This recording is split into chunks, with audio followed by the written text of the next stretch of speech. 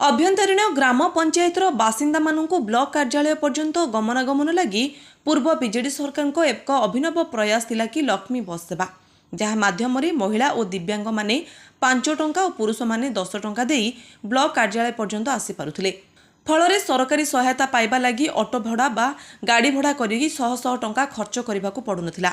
वर्तमान बीजेपी सरकार गमनागमन को आहुरी सुगम करने लगी एही बस सेवार नाम परिवर्तन करी मुख्यमंत्री बस सेवा रखिले और ब्लॉक कार्यालय ठारू आभ्यंतरीण ग्राम देई एहार चलाचल को जिला सदर महकुमा को चलाइले। फल जिलापाल समेत अन्य कार्यालय को उपभोक्ता माने स्वल्प खर्च में आपत्ति अभियोग संगे संगे रोजगार लगी जानीपारे। एपरी एक बस बिंझारपुर ब्लॉक छकरू बाहरी मासड़ा कपिला आलकुंड प्रीतिपुर डीहकुला माटियाकोणा होई नंदीपुर देई जाजपुर सदर यातायात करुला। यह दिन में 2 थर जीवा आसिबा करुला। फल बिंझारपुर ब्लॉक और दशरथपुर और जाजपुर ब्लॉक 50 पंचायत बासिंदा उपकृत होउथिले और ओएसआरटीसी भल आय होउथिला। मात्र कौनसी असामाजिक व्यक्ति धमक आगे मुंड पातिदेला जिला प्रशासन और यह बस सेवा बंद करदेला। फल स्थानीय यात्री मध्य असंतोष देखा देछि। तुरंत बिंझारपुर ब्लॉक छकरू माटियाकणा और नंदीपुर देई एही बस चलाइबाकू जिला प्रशासन को दाबी करिसेंती लोके। यात्री हित में सरकार तुरंत पदक्षेप ग्रहण न कले स्थानीय यात्री आंदोलन करेंगे बोली प्रकाश पाई। बिंझारपुर संध्या मिश्र रिपोर्ट लिव लाइफ ओडिया। मो दिलीप दलई जड़े सामाजिक कर्मी आमर दाबी होची जे पूर्व सरकार गोटे लक्ष्मी बस योजना आरंभ करी ग्रामांचल गरीब आर्थिक अनग्र लोक मानू पंचायत अंततः ब्लॉक पर्यंत यातायात गोटे सुविधा सुजोग सृष्टि करथिला। परवर्ती समय सरकार परिवर्तन हैला परे ए अंचलर जो बस खंडिक चलुला लक्ष्मी बस नाम से दीर्घ दिन बंद है।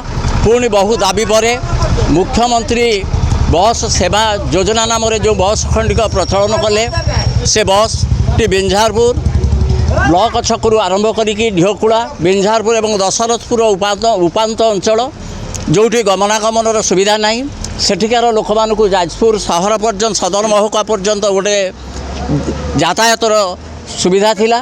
किंतु आमे देखिलु जे प्राय पाखापाखि मासे है से बस टी संपूर्ण ठप हो जाइए।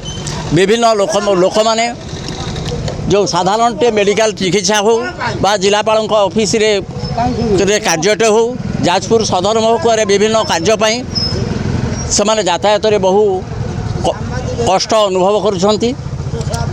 एक प्रथमत कथा गोटे स्वल्प मूल्य यातायात करिया पड़ुला वर्तमान सेटा गोटे व्ययबहुल होती जोटा गरीब जनसाधारण को यहाँ गोटे भीषण बाधि। आमे दाबी करुचु ए अंचलवासी तरफ आमे दाबी करुचु से बस खंडिक तुरंत आम अंचल दे पुणी यातायात करूँ जहाँ फल ए अंचलवासी उपकृत हे। जाऊला ठीक टाइम आम छुआ पिला जाऊले आउले कौन बासेला बंद सी कौन गवर्नमेंट बस जे चलाऊ गवर्नमेंट बस ना घरुआ चल से भिड़े ये गवर्नमेंट बस बंद हम बहुत असुविधा सरकार कौन दाबी कर गवर्नमेंट बस डालवा दरकार नवीन पट्टनायक बस बाहर कर चलवा दरकार। मु सत्यवान दास ग्राम नंदीपुर ग्राम पंचायत न्याय सरपंच जो लक्ष्मी बस चली एवं मोर पाखरे बहुत भाई मान अच्छा से बस न चलिया फल बहुत लोक हैरान सम्मुखीन होती। तुरंत मु सरकार को एतिक निवेदन करी बस टी नंदीपुर छकरू कि जाजपुर बिंझारपुर जो यातायात करुला कले आमे चिर उपकृत हबू एतिक मोर निवेदन आ अधिक किछि नाही।